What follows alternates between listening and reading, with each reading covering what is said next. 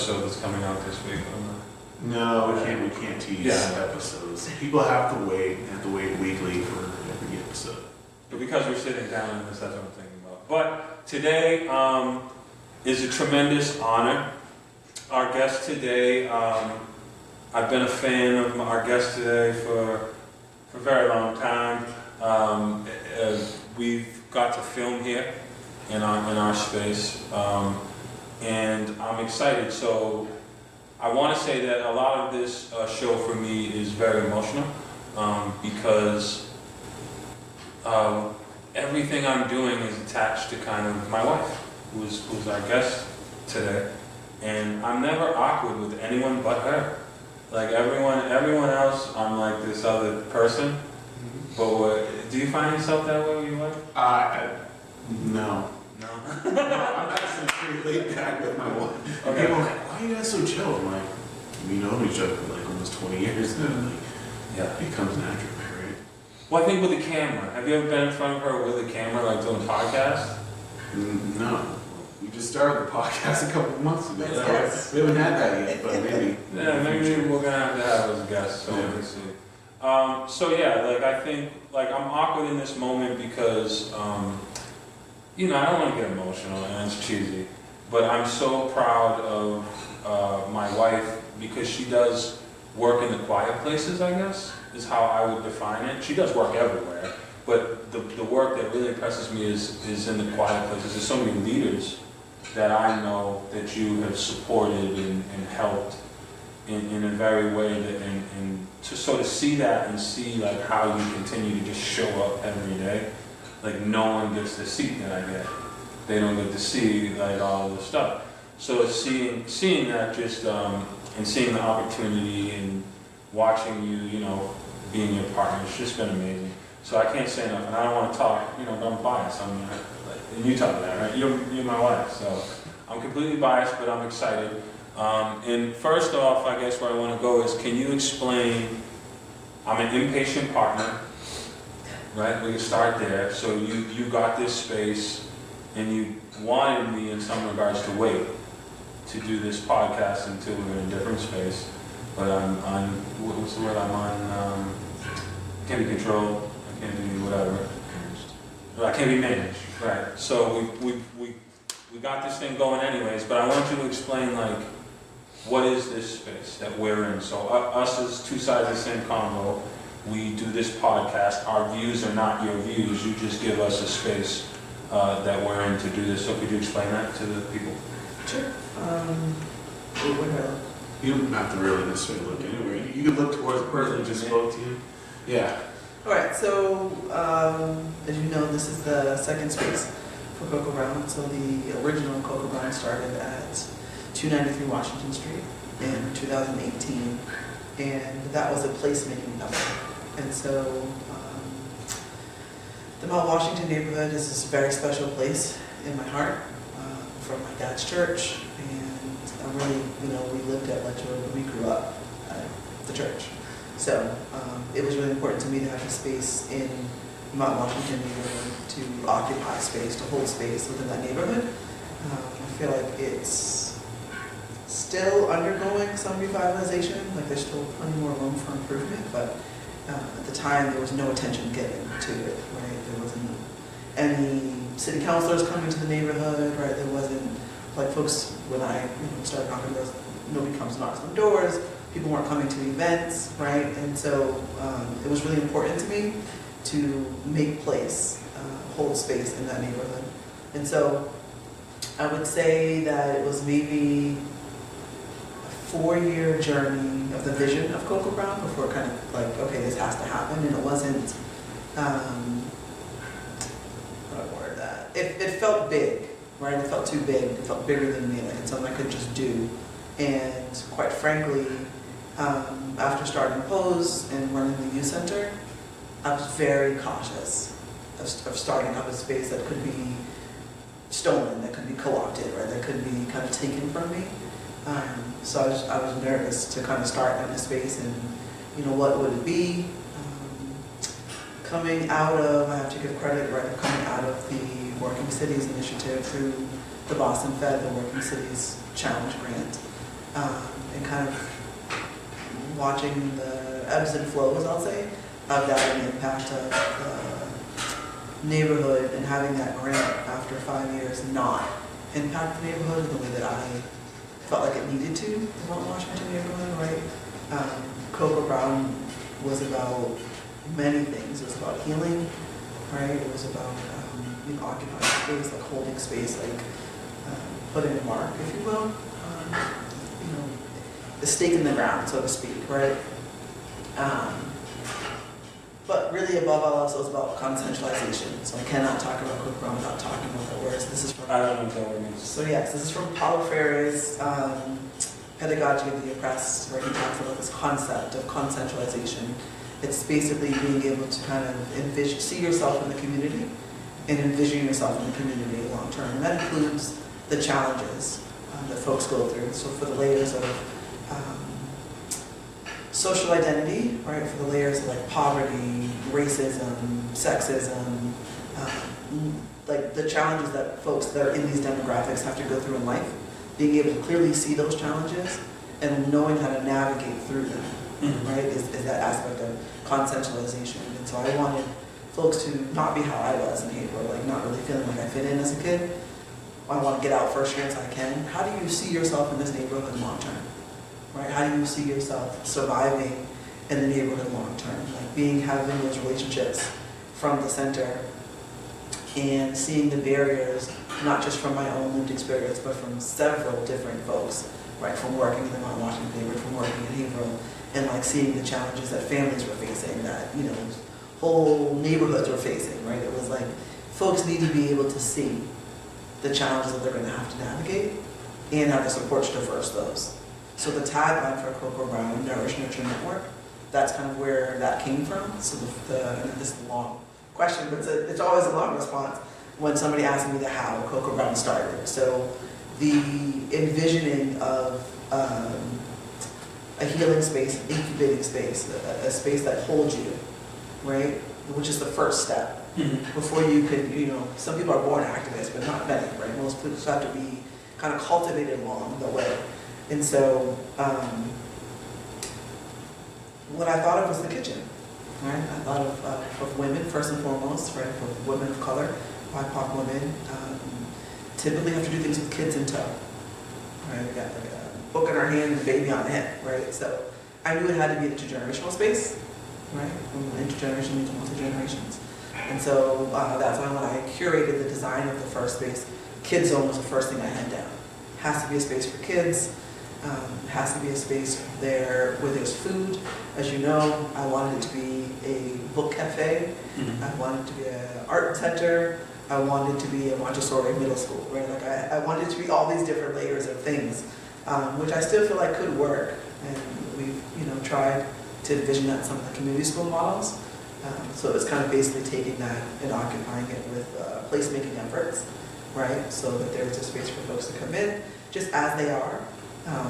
Again, kind of nourish, get something to eat, nourish, connect with community, nourish, be able to kind of breathe inside, right? Nurture, building community, folks are loving on you, right? You're kind of growing in your understanding of self, your social positionality in the community, right? And then network, right? So being able to kind of grow out of that, envision growing businesses, right? From an idea that somebody might have that they just got a little notebook to being able to beta test it in the space and being able to get funding and grow it out of the space, right? Like that was always this conceptualization aspect of growing it out.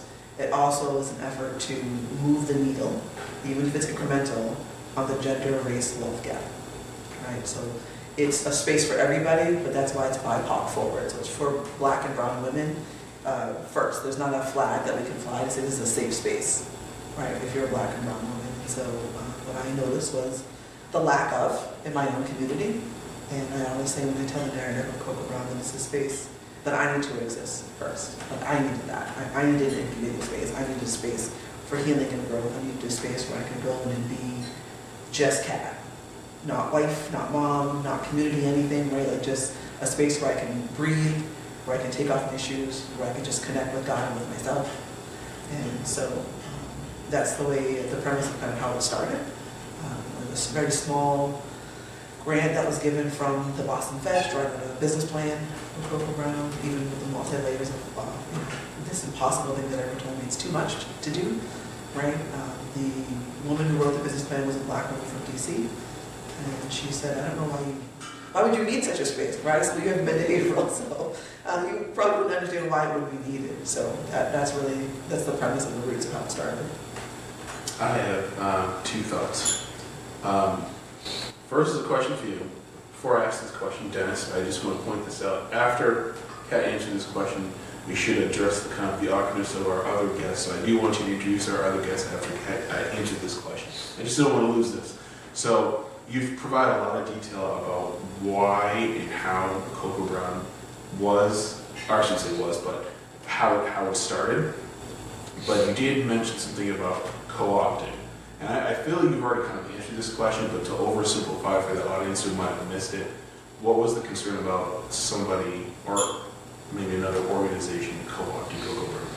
Sure, so I'll put this as politically correct and veiled as I can, right? But I have been involved, again, socially, civically in the community of Hillsborough since 2010 when I moved back to the city, and have been part of countless coalitions and committees, and I would say I was a little green in regards to how politicized some of these things can be.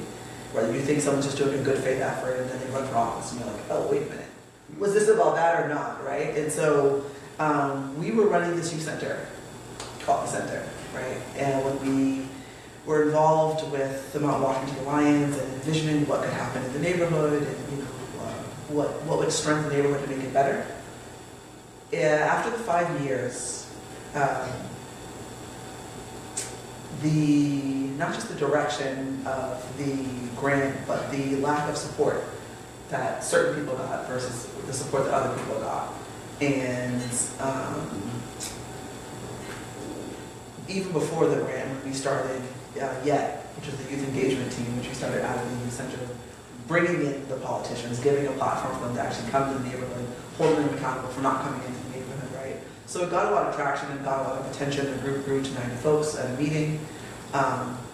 Co-opting started happening, right? Like you would notice that folks that were in the room started supporting each other, which is great, but it didn't strengthen the youth center, right? It didn't strengthen the neighborhood overall. And so I've seen many things be co-opted between those times of 2012 to 2018. So when I was thinking about starting Coco Brown, I was very unapologetic about the fact that this is something that I needed to protect, right?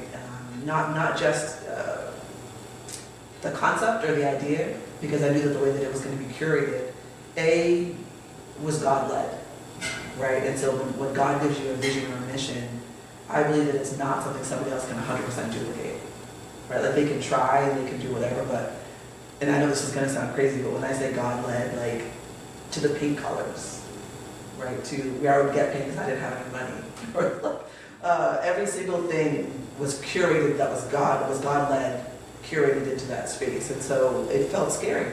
That's greater than self, right? And so I didn't want to get linked up with a partner who would change it or alter that, would interfere with any of that. Mm-hmm. And that's why I delayed doing it so long, right? I would say my final straw, I did the Underground Racism training by the People's Institute for Survival and Beyond with the Working Cities group in New York. And there were leaders there from the Bill and Melinda Gates Foundation, the Peace Institute, and all these huge nonprofits, right? Mm-hmm. And they were talking about who your constituency is and kind of doing the work. And I was the only one there representing a nonprofit that still answered back to the community directly, right? Because I didn't have any funding. I don't really have to answer to stakeholders, right? Like my answer and my response are obligations to the community. And I thought that, that's important. That's being able to maintain that, and that requires a certain level of protections. So, that was my final straw, knowing that it needed to exist, but also how it could happen. I just, I had guarded that. I had guarded that pretty fiercely, actually.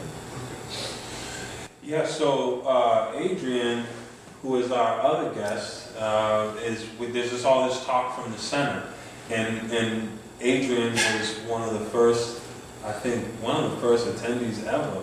I feel like you were the one that actually kind of, you and a couple others, it was like a core group of guys that you guys were kind of like, yeah, we're going to try this out. But you were definitely one of the influential people in that space. And at that time, I wasn't even who I was now. Like, we've all grown into these other roles, which is super interesting. At that point, I was trying to be a super minister, whether you knew this or not. In my mind, I was like in the union, you know, I'm young, and I'm serving this church, and God is going to bless me. I was doing the goons to God, and like, you know, I was like Pete Diddy of the Christian thing. It's a horrible reference now, but It is. but my point is, you know, trying to be like all of this crazy stuff. So without all of the madness. So in that, we started the youth center. We started the center because I can't even remember like now, like everything usually started with me and you. It was just a need in the community that we knew we could meet. Right, but I'm saying like I remember. Like, I just remember those days as being, like, wax on, wax off.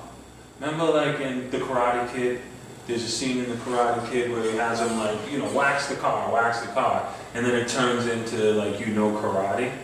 I feel like youth ministry was that for me. Like, I didn't know that from being with you all, you were going to teach me so much about me. I appreciate you. So what I wanted to do, this is my thought, with this episode, it's a full circle moment. So my wife, can you kind of explain, so you're not running, you decided months ago not to, It's simple, I'm not rerunning. you're not rerunning. Right, so come January, new folks will come on, I won't be. Right, so it's kind of a closure in some sense, right? In my opinion, It's pause. it's a pause. It's a pause, right? So I thought, like, when I was thinking about like political, like you, because like I said, no one gets my seat. No one really gets to see what I see. I knew that all of your rise was rooted in the center. Yeah. It's rooted in the possibility that we would be able to do something. And we've always talked about our ministry being about the one. We always said, like, if one person, you know, if this helps one person, then it's worth it. And I believe we've helped more than one person. But Adrian had texted me like a couple weeks ago, like, thank you. Like, directly saying, thank you, Dennis. And so I was like, listen, can you come to the podcast and kind of unpack the thing. So the best way, what I'm hoping now is, Mike, like, so how do we interview him for his experience of the center? Like, because he didn't know us, like, so instead of us talking about ourselves and kind of what that center meant to us, I'm interested to hear from him. Simple ask. Just say, Adrian, you were one of the first people who came to Cocoa Brown. Like, what inspired you to come to Cocoa Brown? What did you expect to get out of being part of that? So I gotta give context, because this is where people get confused. Oh, okay. Right? Just because we're using the same names, right? So Cocoa Brown is a strategic initiative that grew out of POSE, right? So POSE is Power Self-Education. At that time, we were just POSE. We just post. Right, so we were Power Self-Education, Cocoa Brown didn't exist yet, and the center is probably one of our most kind of salient programs that we did. Mm-hmm. So when we started doing the youth center, we were running that 6 days a week initially, and yeah, Adrian was one of the very first ones who showed up, and one of the longest standing members, I think, as well. Yeah, definitely.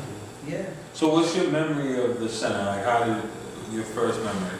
Well, I know the first thing that came to mind when they told me come on Thursday night to the center program. For me, it was a way out the house. I was like, all right, I don't gotta do dishes. I skip dinner. I can go. I'm gone. So I went, and it was small at first. I think it was like us and then a couple other kids from the neighborhood that didn't know. And then eventually, the next day, come around, I went to the park and I started telling everybody that I hang out with. I'm like, yeah, I gotta come over here tonight because they got the Xbox set up in the corner. So I got to put the works on everybody on there. And yeah. How old were you back then? I don't know, maybe 6 15, 16, probably younger than that. Yeah, I know that. Definitely younger than that. And we started the center, it was 2014. Okay. So I'm 24 now. Should be like 11, 12. Yeah. Okay. Well, that sort of kind of puts things in perspective, because when I think about that age range, my other thought would be like, well, then what was like the Boys and Girls Club or the YMCA, were those considerations, or was there something about the center that stood up? The center kind of stood up because it was more than like in the neighborhood.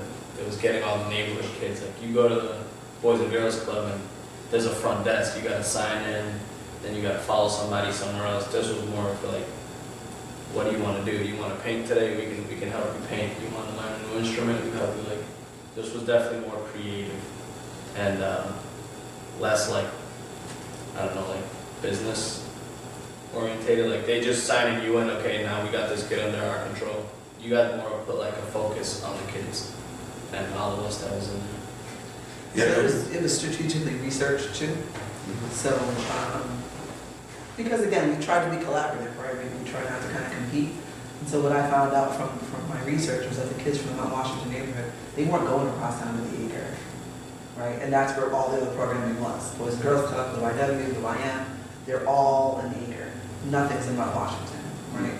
Even though the Boys and Girls Club actually has a mission to the Mount Washington neighborhood, because of Wysocki Park and one of the grantors is Mr. Wysocki, right? They weren't sending a bus to come pick up the kids from the Mount Washington neighborhood. So from having my dad's church on Washington Street there just not be used unless we were having church, it was like, can we use this space to run this youth center, right? That was going to be, my background was youth work anyway, so peer-led and to that component. So I knew that there was a need, right? I had researched that the kids weren't going over to the other youth programming, and so I would always try to say that when I was trying to fundraise, like, I'm not competing against your money because these are not the same youth, right? But it was difficult to fundraise because you're competing against like kind of well-known entities.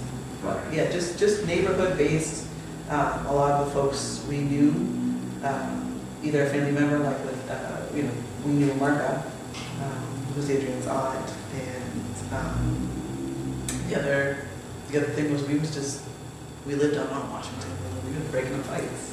Just going down the street like, hey, what are you doing? You know what I mean? And we'd be like, oh, come to the center. Right? Like there's an alternative here, kind of for you. So we brought to we would go to the YM. So we created a partnership where we would like go to the gym, remember, we would go to the YM, and it was always funny. I agree with the point, like that was in Salem though.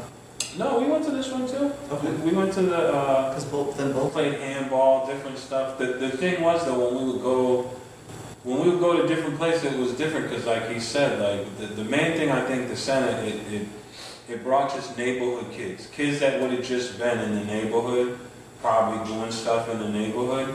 It brought them to a space where like they could do something constructive, and it kind of gave a counter weight for that time. And I feel like we were able to see each other.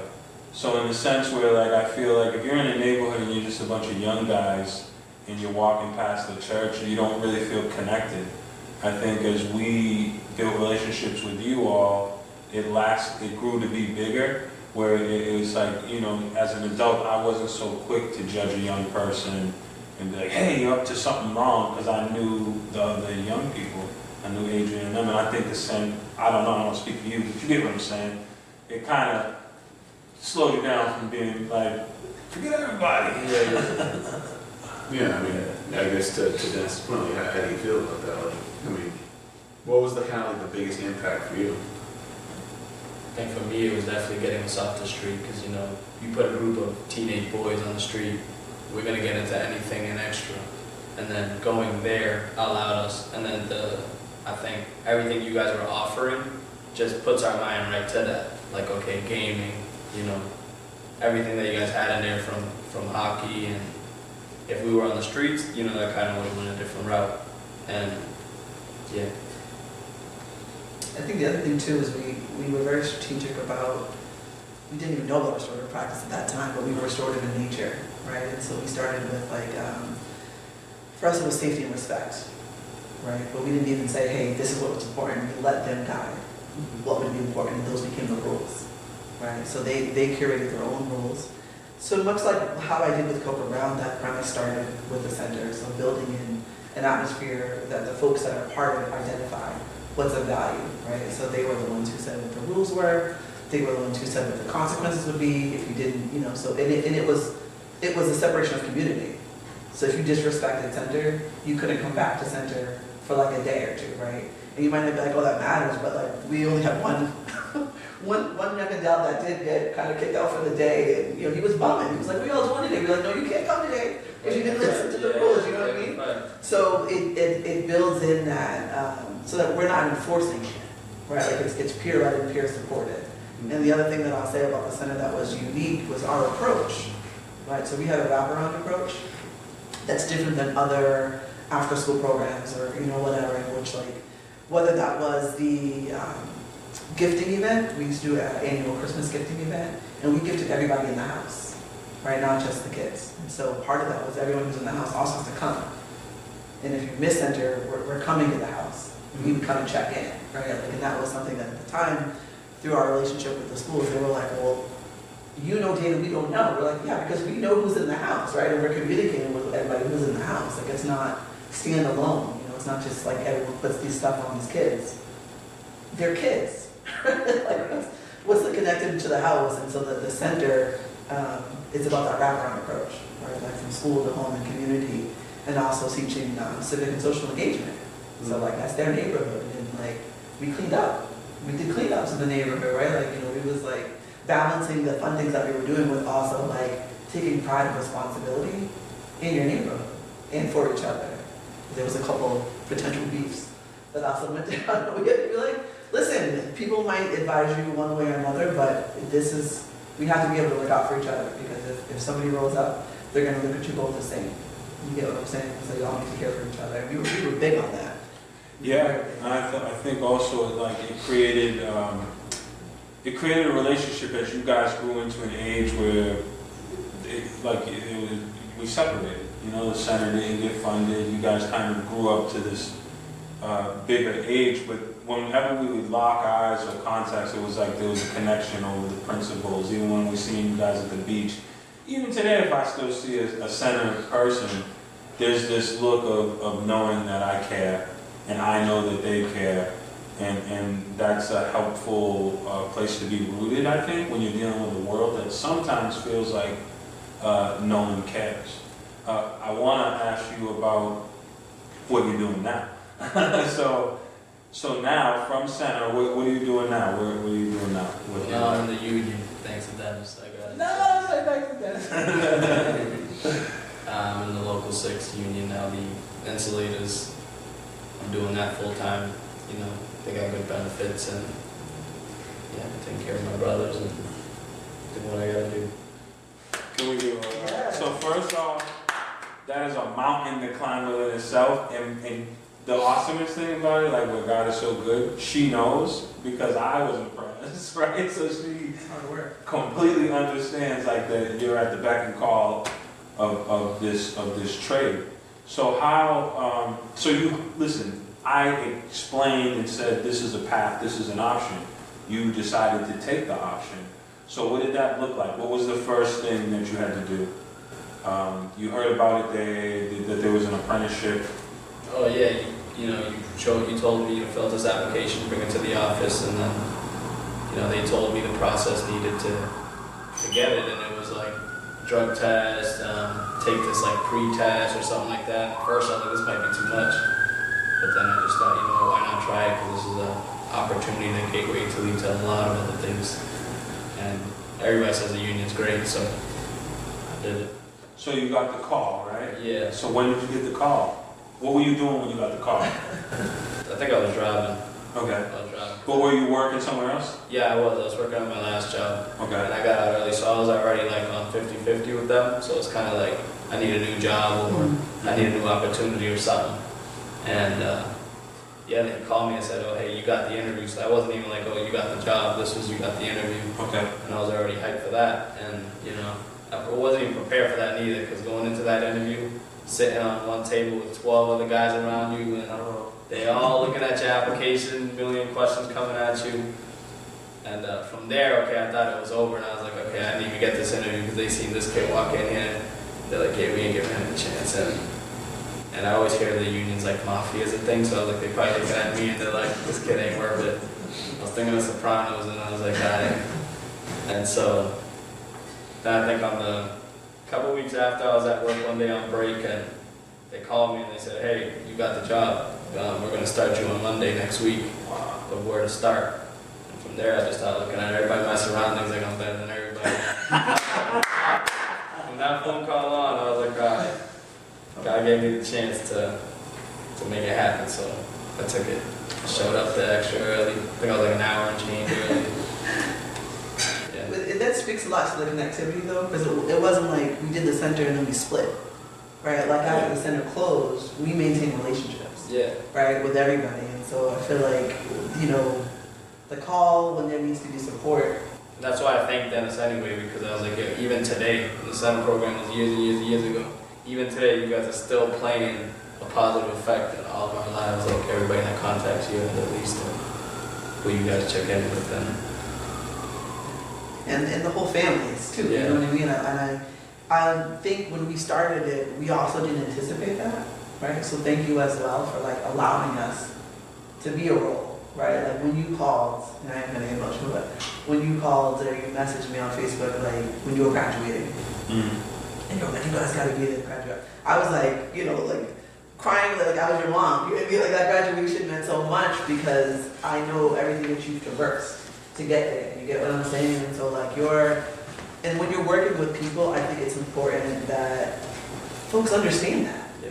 right? Like your wins are our wins. And when you do something, like when you post that pin from the union, you know what I mean? We were like, ah, look at Adrian, he's doing this thing. You know, like that We man. love that. Yeah. We love that. And to see the pride on your mother's face, like I mean, you're you, so you don't get your own, you know, it's a different perspective than somebody looking at you. You had such a presence when you came into the center. I knew within that first week what role you played in your household, right? That it wasn't just like you were a kid. You were the kid, right? Very much the little man, like over all your siblings. And one of my fondest memories of running that youth center was when we got those free live trees. And you watch, we were like, do you want us to help you? You were like, nah, we dragging that tree down the street over your shoulder to bring Christmas home. tree? The Christmas tree. I got stories for that tree. That tree lives in my house forever. My mother didn't have money to buy us a tree. So my sister, she had $15. We took $5 and went to Family Dollar. And we got this little, maybe 2-foot tree. And all of us are sitting around and decorating it as we can. And we were fine with it. We're like, you know, we're going to be grateful. We got this little tree in the corner. And then when you guys said, oh, we got this Christmas tree donated, and I was like, you guys want it? We're like, oh yeah, we'll take it. So, and then you guys gifted us as well the ornaments and stuff. So we went from this little 2-foot tree to like the biggest tree in the neighborhood, glowing. And I was like, yeah, that always sticks in my head thinking of that tree. I love that story Yeah. because it was like, you know, this is just, there's so many different layers of stigma, right, that people put on. And that's what I was saying, like a lot of my personal journey comes from that center. It's like, it's just little buddies. Do you know what I mean? Just trying to do their best for the household, you know what I mean? But you in particular, it was like, you were like a little man. Yeah. You know, like, you know, and we have one of those in our house that like, Denise is like, I'm like, I was telling like, you know, my husband or my father, like, you know, but this role that you played for your family made such an impression, and not just to you, but to the other kids in the neighborhood. You know, you were one of the two folks that I would say were like really the influencers of that particular group, right? And so like watching your journey, like the positive and the negative, you know what I mean? And kind of where you are now, like even like with your role watching your brother, just fills my heart with so much pride. And I'm like, I'm so proud of you and what you have, you know, journeyed, and you're still being that example, you know? And like when you realize that moment it could be for positive or for negative, and you chose to take the positive. Yeah. I think I seen you at, was it Middlesex? Yeah. It was like one of those other moments where I was like, I don't know if people thought who I was, but I was like, oh man, you know what I mean? Hugging you and just so proud of you. So proud of you. So the fact that like your mother, you know, your aunts, your cousins, right, like have kind of led us in to the family in that way has just been, you know, very special for us as well. I have a question because, like, so you know the community, your generation, you're out there. What is it like? What was it like for her to become a city councilor? Because I feel like even in the neighborhood, you get what I'm saying? Like when someone comes to like, oh, that's a city councilor, and now it's like kind of a more official type of thing. So what do you think? Like for you all, do you remember like clearly when she was running and being like, wow, I wonder if she's gonna win and be a city councilor or not? Nah, I kind of don't really remember. Yeah, that's real. So what were you doing? And my point is, so after you leave, before you get the job, because you're not like married, but you're kind of married. Kind of. It's in the process, you know. So my point is, what happened in that window? Because that's like we're split. She gets into politics. Now you go. You're working this other job. And is that when you started dating? Yeah, when I started dating her, it's when I started getting into like turning a new leaf. I think that was like with her. She played like a big impact on my life because He doesn't follow your social media as much as me. yeah. I don't know. Because I'd be messaging you, because his girlfriend, I'm like, who is this? What's his Yeah, scenario? yeah, Is this a good person? Yeah. Yeah, so there definitely was a shift. She was my reason for getting off the streets. Like they were like, yeah, you want to come to my house? We're gonna smoke and do this and that. I'm like, nah, I got to go with my girlfriend. Me and my girlfriend's going out somewhere. So yeah, she came around like when I was getting into courts and stuff, and then the judge actually told me like, you're 18 now, so anything you do going forward, we're gonna hit you with something. And you know, she came around then, so I kind of was like lost. I was like, all right, so I can't be on the street no more because big boy time's coming. So then I kept looking to her, and from there we kind of stuck. 4 years later. So how do you feel about other people like that? Like I'm sure you have other friends that are still like just out there, right? You're in this union thing, so you're kind of out of the way. How do you feel about that? Like, how do you navigate? Do you just not really think about it, focus on what you're thinking of, what you're doing? No, I see, because I feel like the question later in life is going to be like, how did you do it? Or how did you get out of it? And I can see it in their eyes as well. It's like they're all in their own positions. You know, I was kind of in their way, and for some reason, some way, I steered away. But I just forgot what I was going to do with that. But either way, though, what was the question again? So I'm thinking like, how do you feel about that? Do you give advice? Do you not give advice? I try not to give advice because it's going to be like the older people telling me when I was younger. It's more like, oh, try and do this because I went through this, and I'm just going to get looked at, and they're still going to do it. Right. So I more just look and wait for them to come to me and say, oh, how did you do this, or how can I do that? And then I'll give my point of view on it, or how I went through it, and how they should do it differently. But yeah, I kind of just let them do their thing. And, you know, I look and say, oh, I know they're going through some hard times because I didn't know how to get off of that too. So kind of to see what they're going through. Do you feel that, you know, all those years ago, like when the center was run, do you feel like the center had a similar approach?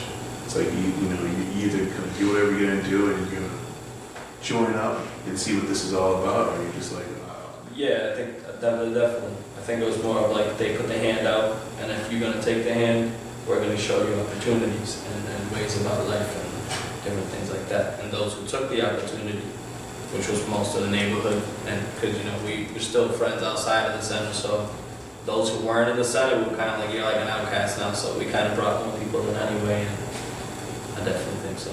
So would you say then, with the center, those were kind of like formative years for you and everyone else who were involved? Like, and can you see the difference between like yourselves and like other people in the neighborhood? Yeah, in a way, it's like, so if I have 2 or 3 friends and we're walking down the street or something and I see other group of kids, we're automatically kind of like enemies. Like, it's like, okay, I don't know yet, we're not friends anymore, but with the center being there, it kind of brought everybody together. Like, I've met kids that lived down the street from me that I never actually knew. Or kind of grilled one day, and then now we're like, okay, now we're gonna be friends, and I think about the whole neighborhood together. Or you're just not gonna get this baby. Because like to her point, there was some people that were like, it was like, you're corny, but we go to this center, and you're not corny while we're here, but when we get out there, you're like, it was funny to watch those interactions. I wanted to ask you before it slips my mind. Oh, my phone's on. Never mind. Go ahead. And there was also layers, you know what I mean? With the center, like I'm saying, like the stuff with school. you really wouldn't know that unless it was like an added thing, right? So unless you went through it, you wouldn't know. Yeah, we can go to IEP meeting too. Right? We can come and support you if you have court, right? Like those were kind of things that we didn't really plan, right? We just kind of like fell into, but we're honest about the level of accountability. So like, yeah, we'll go to court, but if you're gonna come out, you're doing the community service with us, and we're doing something. You know what I'm saying? So like, part of that I think was also, not I don't say training, but in some way introducing to the youth, right, that community engagement component of it, right, and kind of like, you know, like for y'all, by then you were older, you weren't kind of in the center, but bringing you back and like, hey, this is what we're doing, we want you to come in. I think it was like the rally for youth, right, that you guys come in, we did that thing, it's like, look, it's gonna be, who knows, maybe a 2-3 hour service or whatever. I think that one ended up being like 4. But they were there the full day, setting up, whatever we needed them to do, they were there. We wouldn't just give them, right? Kind of, there was that accountability piece to it. I think that also kind of made a difference. And then I think for, the other thing is the showing up, right? Like I think people underestimate little things like going into somebody's house and what that means. So, you know, my background is social work and human services, and at one point we weren't allowed to like eat food. So if you go into someone's house, I'm like a caseworker, I'm working with you, you got Sonocho going on the stove, and you're like, oh, can you want to go? I'm like, oh, no, thank you, right? Like, but realizing that that's culturally insensitive, right? And like things have changed today, but that's the way that I came up. And so like, your mom's cooking, I'm eating food. Do you get what I'm saying? I like that. It's a whole different kind of way of being that kind of immersed us more in the families that were willing, like this family, to kind of allow us to take that role.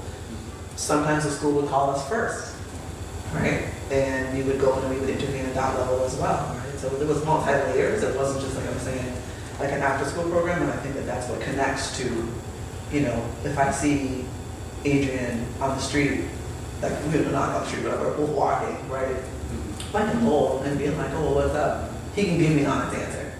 He's not going to give me, oh, things okay, you know, whatever, like, because he knows that there's a point of contact there. Like, if he needs some help, we're going to figure it out, even if it's not us. Like, who can we connect you to? Who can we? And that's the same thing with his siblings. You know what I mean? They'd call us, right? Like, that's the same thing I'm saying with the cousins, like, it expands out. And a lot of times we wouldn't have the answers and we wouldn't really know. But we would do the research and the work to find and put in because we had a relationship there. So I also had no problem writing that letter, right? Because I could vouch for these youth, you know what I'm saying? And not like, oh, this is what I think. Like, no, like, you know, I remember somebody, I forget who it was, but at one point in the journey, somebody was like, you know, is this kid a risk? I said, I would have this kid live in my home. Right? Like, no, this is, like, we bring our babies, you get what I'm saying? So the way that you're kind of painting out this child to be like a super predator, this is not what we're dealing with here, right? Like, this is, but it takes that. And I think sometimes it also takes somebody with the knowledge, and I'm aware of that because of the layers of privilege. So when I'm saying it, it's not just because I'm some chick that works with them. I know it's because I have a background in social work, right? I know it's because I have a degree. And so utilizing that privilege to be able to kind of connect and advocate in a way has so much to do with how I got started in local politics. Like that part of it was from the frustration of dealing with the red tape and the resistance that the systems, the powers that be, like the schools, were putting on these families that didn't know the rules, right? So like, you know, not Adrian, but a different youth that comes to mind who was on IEP, kept getting suspended. So the reason you're not coming to the center is because you're getting suspended, but you're on an IEP, and I didn't know after so many days you have a right to a manifestation determination. Something's not working in your plan, right? So those are the things that I stopped, because I was not, like, unlike my husband, I'm not a policy person, right? So that's what led me to running for office. Like, how can I have a bigger impact, right, in regards to these things that matter? Because there's so much red tape. There's just so much red tape, and it was like, I don't want to say break my heart because it was making me angry. It made me very angry, right, to try to have to go through these barriers because it's that can be internalized so quickly. Right? Like if you don't know the avenues, like I'm saying about that consensualization, how to navigate these barriers, you think it's a you thing. If you were to buy into the lies, you think I'm just effective and I'm whatever these people are saying that I am. Right? It's like I'm a super predator. This is not a super predator. Do you get what I'm saying? This is someone who not just changed the trajectory of their own life, but is now raising a sibling. right? That's working in the union, that's building towards like a model and an example, not to be like that, but it is like that, right? Of an alternative for folks, and who isn't doing it in a way that people say, like, preaching or whatever. So when folks come, he does have a pathway. He does have some answers that he can provide, right? And that's all through lived experience, which is, in my opinion, from having it both lived and learned, the best way, right? Because you can say, like, hey, I do know what that's like. So we have about 10 minutes left, and I got a question for both of you. I'm going to go back to you, Katrina, because I do think about the fact that I was confused, right? Like when you were talking about like the center, and I wasn't aware that the center was separate from Cocoa Brown. It's like essentially a precursor, right? Yes. And then I have Cocoa Brown, but then I started thinking to myself, I'm like, well, Cocoa Brown technically is different from the center. Is there a thought for the future to kind of bring something back like the center? So when we had to stop doing the center, it wasn't taken lightly, right? Like the families let us have it. Right? So, moms would be sending us pictures of the boys playing, and they'd be like, make sad faces. Like, look at the boys, they're bored because they can't go to center, right? Like it hurt. It really did hurt. And we tried to have a fundraiser, knowing really nothing about how to have a large-scale fundraiser, right? To try to like save the center, and then kind of just like this isn't going to work, right? So I think the thing that's still strong on our hearts is the community school. So when we first started Pose, my husband and I were driving through Six Flags, and we're brainstorming what it would be like if we would have our dream school, because we're geeks like that, right? And so that's the community school, right? This premise of youth. I think we'll always have a special place in our heart for working with youth. There is a lot of the word is red tape. Like if you have like federal funding and stuff like that when you're working with youth, that costs money, and so that's part of it too. Like we were the center. How do I word that? The center was a little bit different because that was a vision of mine since I was 12 years old, about having this youth center, and I had run a youth nonprofit once. That didn't really work because again I didn't have any funding. Like I was dumpster diving and picking up stuff for the center. I'm like, you giving that away because I have a group of kids, right? Like just and that's the way, because like I said, it came under favor of God that people would go, oh yeah, sure, take this and take this too, right? But that's not sustainable, right? So I think that it's a tricky balance trying to work with youth versus working with adults sometimes when it comes down to finances, right? So the Cocoa Brown is similar in a way that it came out of a burden of love, right, for the community. However, we are very, very fortunate to be able to have a Bar Foundation grant for the next 2 years. So it's a 3-year grant last year, this year, and then next year. So I am going to do the best I can to leverage that, to try to get more funding to make Cocoa Brown a more sustainable place. With that said, I think that we've also aged, right? So when we were doing center, we were there 6 days a week with our kids in tow. You know what I mean? Like we would get fights, my husband and I, whether or not we're doing center that day. And we get to the gas station and we see one of the youth and they're like, oh, hey, Dennis. He's like, okay, we gotta go. But, so it's like, it's a different level of energy that we have, I guess, to put forward too. So looking at what are the things that can support folks now, like as we've grown, as they've grown, right? Like I feel like it's more workforce development, right? And the creative economy and, really kind of leaning into that route, because Cocoa Brown is really function as a healing space. So like, you go through things, but you have to heal. This aspect of restorative practice and healing is, it was needed then, but we didn't really have that lens, right? To say that that's full-fledged where the focus is right now, and the power of art and culture to heal. I feel like it's just where we're rooted at for right now.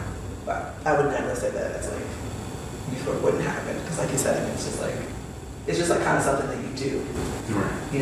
So, if somebody was like, hey, we'll give you, what's that school that I love? You mentioned Montessori. I love Montessori's, but this is, oh my gosh, Kate Bearden and Ron Clark Academy, Okay. right? If somebody just was like, hey, we'll give you a limited amount of money to start like a Ron Clark Academy, we would be here the next day, right? So I can't like rule it out. Okay. Yeah. So Adrian, this is actually sort of a similar question. You got like less than 5 minutes to answer this. But no pressure. Since you've had the experience with the center, and obviously you're very thankful and grateful for the work and the time that Dennis and Katrina has to build a community for yourself and other youth in the neighborhood, do you feel as though like you can almost want to kind of pay it forward and maybe in the future start your own similar type of organization? Maybe not necessarily where you live now. I mean, anywhere. Like as you're getting older, like if you have the time, you're like, there's so much they've done for me. Maybe I can do the same thing for others. And what do you think that might look like? Yeah, definitely. I think I definitely want to help those around me who was in the same position, because I'm not too far from where I was, but I'm growing. And I like to think that in my future I would definitely like to help those who were in my position, and it's probably not going to be as like the center, because you can't remake that. But it definitely would be in that sense, like like giving opportunities. Like now I'm in the union, and me and Dennis got talk of hopefully one day opening a business and reaching out to everybody in the neighborhood, like you guys want to come join the union and get benefits. And I like to think I do it now with my own brother, like just showing him other opportunities and taking the time to either listen to him, or like he wanted a desk in his room. So instead of us buying it, I went and told him, let's build it. We bought a bunch of 2x4 and plywood, and we were just cutting away, and we made something of a desk. But yeah, I wouldn't mind taking the time as I grow though and get out of this phase that I'm in and help those around me. Alright, awesome. Well, I learned quite a bit about. Well, I learned more about the work you've done. I already had a lot of familiarity with it because obviously I've been fond of obviously trying to help you when you're running for city councilor.